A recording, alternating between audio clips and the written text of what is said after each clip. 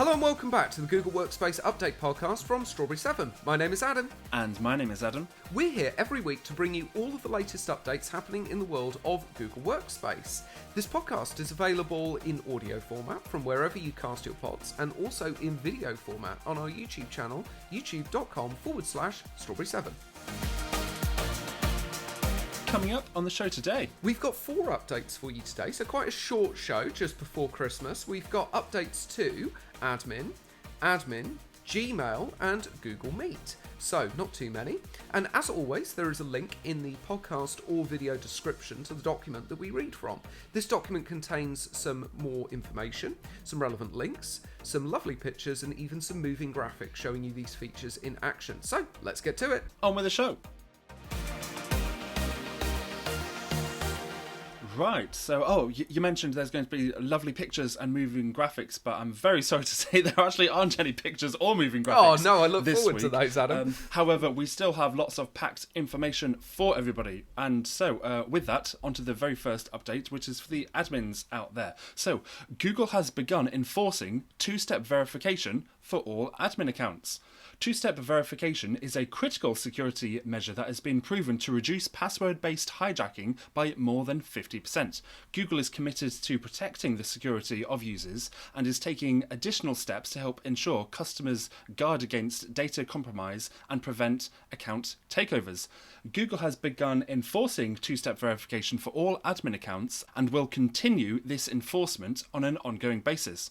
As of December 2023, which is where we are right now, this change is already in effect for some customers. When this goes into effect for your organisation, you'll receive a notification. 30 days prior to enforcement of your domain, super admins will receive various email and in-app notifications informing them of the forthcoming enforcement, encouraging them to verify their admin's two-step verification status. Once enforcement goes into effect in your domain, all admins will receive email and in-app notifications upon signing into their admin accounts for the next 30 days. If they do not enable two-step verification within this period, they may be locked out and will need to follow steps to recover an administrator account. But I have added a link in our document if anybody needs some assistance with that. Google highly encourages all administrators to turn on two-step verification as soon as possible, and to be honest, I recommend it as well. It is a great security measure, and I would recommend that as well. But if anybody would to some more details or guidance about two-step verification, I've added a link in our document for that. Great, thank you for that, Adam. Very good update, very good security measure by Google to put this in place. I was thinking as you were reading it, I thought Google had this already, but then it said, as of December 2023, this change is already in effect for some customers. So I thought, that's what I've seen. I think it's very good for the admin accounts to be secured in this way because obviously they're the accounts with the most power, so it makes sense that those ones should have two-step verification set up. The only thing I'd say with this is I think that Google's notification could be a little bit better, especially seeing as they lock you out, and it can actually be very difficult to recover an administrator account because I've actually been through that process where one of my sort of sub-accounts got locked out. I hadn't received the notifications and it's quite difficult to recover it. So in addition to making sure that you set up two-step verification, anybody out there who's an administrator or has access to this sort of administration level, make sure you put good recovery information on your account as well. Good recovery email address that's relevant, good recovery phone number to make sure that that's in there. But generally, I think this is a very, very good update, so I'm very pleased to see that. Yes, absolutely. Particularly for the admin accounts out there. To be honest, I'd almost be surprised if there's admin accounts that do not have two-step verification, even if they were just set up by choice by the individuals, because it is a good security measure and highly recommended, as we've mentioned. And it's interesting. So yeah, they say that it will take.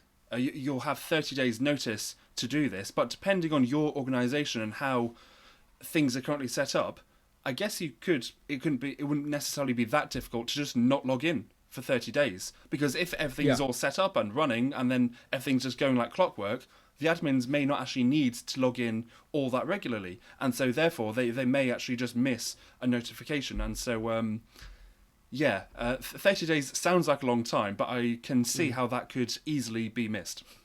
Yeah, absolutely. Yeah, for sure. Okay, thank you, Adam. What have we got next, please?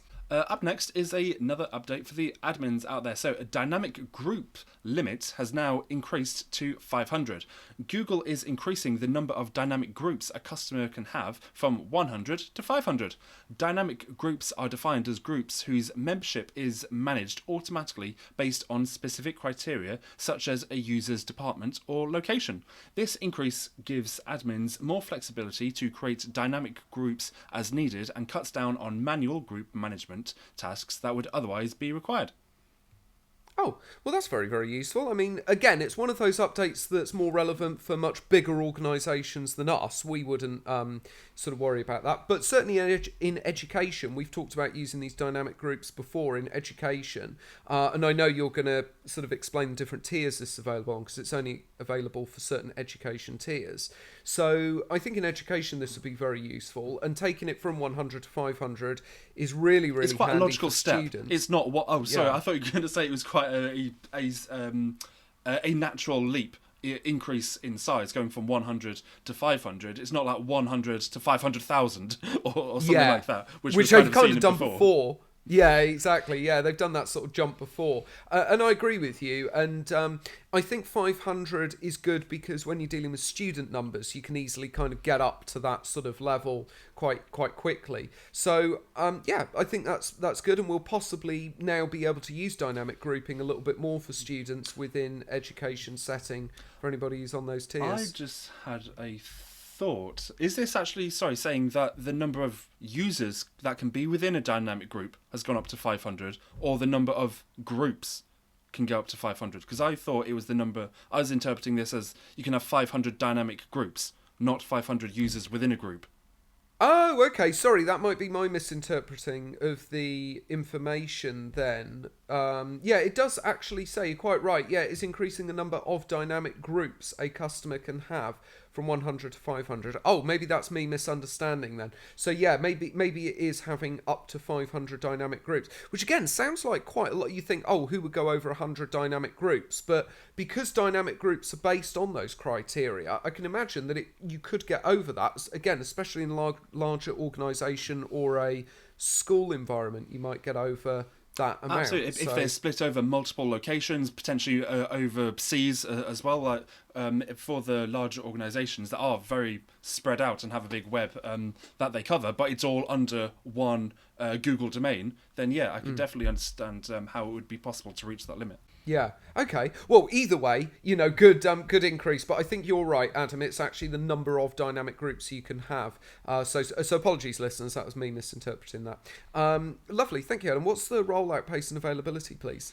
Okay, so this is rolling out right now on rapid release and scheduled release, but at a gradual pace, so potentially up to 15 days for feature visibility. And this is going to be available for Google Workspace Frontline Standard, Enterprise Standard, Enterprise Plus, Education Standard and Education Plus, Enterprise Essentials Plus, and Cloud Identity Premium customers only. I've also added a lovely little link if anybody would like to learn more about dynamic groups. That's great. Thank you very much, Adam. What have we got next, please?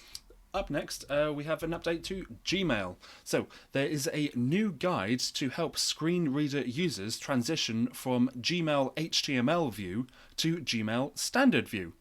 Earlier this year, Google informed users that Gmail Basic HTML view for desktop, web, and mobile would be disabled starting in early 2024. They know that many users in the accessibility community use Basic HTML view, so Google is sharing a guide to help screen reader users make the switch from HTML to standard view. This new guide, along with an existing resource to ensure the best Gmail experience when using a desktop screen reader, should help users get up to speed on Gmail standard view.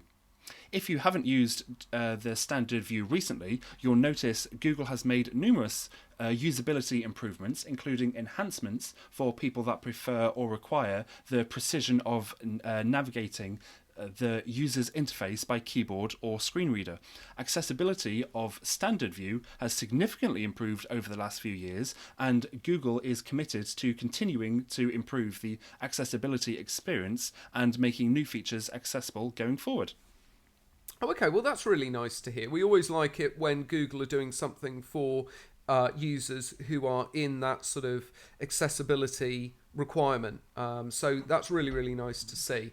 And this makes sense if they're aware that the accessibility community is using HTML and they're phasing that out. Then it makes sense that they're going to put something across. Just to say for all listeners, when Adam was reading that and saying things like there's an existing resource, he's actually put a link in there that links across to more information about that existing resource. So if you are in this area where you're using this existing sort of accessibility feature, then you can click through on those links with the guides and various things like that are all in our document. So thank you for that, Adam. What's the getting started here, please, Adam? Okay, so for the admins getting started, there is no admin control for this feature. You can use Gmail on your browser in basic HTML view until February 2024, but after this, Gmail will automatically change to standard view. For the end users out there, once basic HTML view is disabled, users will automatically be redirected to the standard Gmail view, which provides the latest in Gmail security and features. Users on old browsers may need to update their browser to the standard view. On mobile, users can also download the official Gmail app, and you can also visit Google's Help Center if you would like to learn more about using Gmail with a screen reader. Great, thank you, Adam. And there's a lovely link for that as well. I forgot to mention that. Just make sure then, anybody listening who's going to be affected by this, just make sure you update Google Chrome, update your apps on your phone. It sort of auto updates now, but it's good to just check that you have updated it, because with Google Chrome, I'm sure most of our listeners are aware, but with Google Chrome, it won't actually update until you completely close it and open it again. So if you're on a Mac, you need to quit it. If you're on a Windows computer, you need to close it down. And until you've closed every window and completely closed the processor, rebooted your computer, it won't actually update. So it's good to I have seen Chrome get a bit stuck doing its updates before, but it's very easy to check. I think you literally click on your three dots that you'll see on the top right of your screen, go to Settings, and then at the very bottom on your left-hand side, you should see where it says About Chrome, and there it should just pop up and let you know whether Google Chrome is up to date, or it may just start automatically updating. If you do get a little error on that, then it may just be quicker and easier just to reinstall Google Chrome. Just go to google.com/Chrome, download Google again, and that will give you the latest version if it does get a little bit stuck doing the auto update. Yeah, good tip there, Adam. Yeah, it's so quick to install Chrome, it's sometimes easier to do that. Lovely, thank you, Adam. And what's the rollout pace and availability, please? Okay, so Gmail automatically changes to standard view starting in February 2024, which is... sounds ages away. It's not that long away. Blink and you may find we're there. If you prefer, you can switch to the standard view right now, which is a lovely option if somebody wants to get ahead of the curve. And this update impacts all Google Workspace customers and users with a personal Google account. So this is for everyone. Yeah, thank you very much, Adam. What have we got on our last update, please? Okay, this update is all about Google Meet. So certain Google Meet hardware information will no longer be accessible on the Google Admin Console. Google is making some changes to how certain Google Meet hardware information can be accessed. So some fields will no longer be exported from the Meet devices list page on the Google Admin Console, and they are assigned calendar generated resource name, assigned room resource name, assigned room building, and assigned room floor. If you receive email alerts when a hardware issue is detected, those emails will no longer include the asset location value. This information can still be found by going to the device detail page under the calendar card, or by querying the resources.calendar.list method in the admin SDK API using the resource calendar email. Okay, so it's like you said before, Adam, we want to make it clear to everybody that this is for Google Meet hardware, right? Yes. Not Google Meet alone. So I know you always like to make that differentiation because it's important.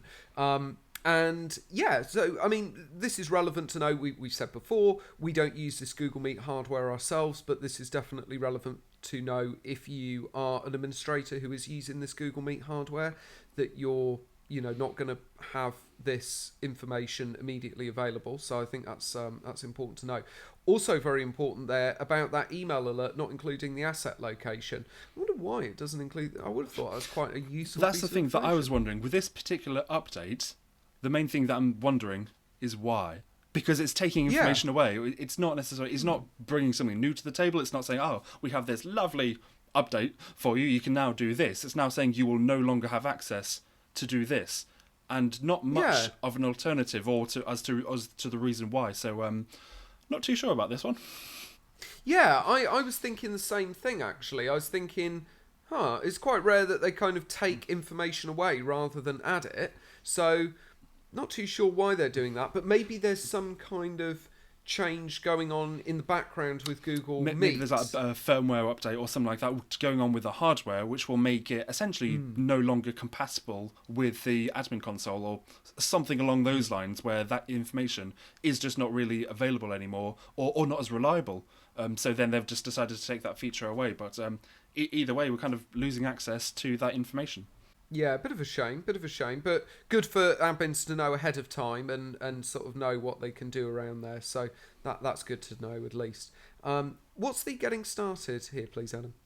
Okay, so admins can visit Google's Help Center if they would like to learn more about connectivity and peripheral alerts, which I've added a link in our document to. For the end users, though, there is no end user impact or action required. Oh, okay, no problem. That's good to know. And what's the rollout pace and availability, please? So, rapid release and scheduled release, there is a gradual rollout for this update, which is starting on January the 2nd, so right at the beginning of the new year. And this update impacts all Google Workspace customers with Meet hardware devices. So, once again, this is for the Google Meet hardware. And the Google Meet hardware will continue to work. It's just the particular data that we mentioned will no longer be extracted from the Google Meet hardware. Yeah, no, that's a good differentiator to make there, Adam. Thank you for clearing that up. Thank you for all that information, Adam. And that's it, everybody. That's everything that you need to hear about all of the latest updates happening in the world of Google Workspace. Remember that this podcast is available in audio format from wherever you cast your pods, and also in video format on our YouTube channel, youtube.com/Strawberry7. Thank you so much for joining us this week. And we'll be back again very soon with more updates. Goodbye. Bye.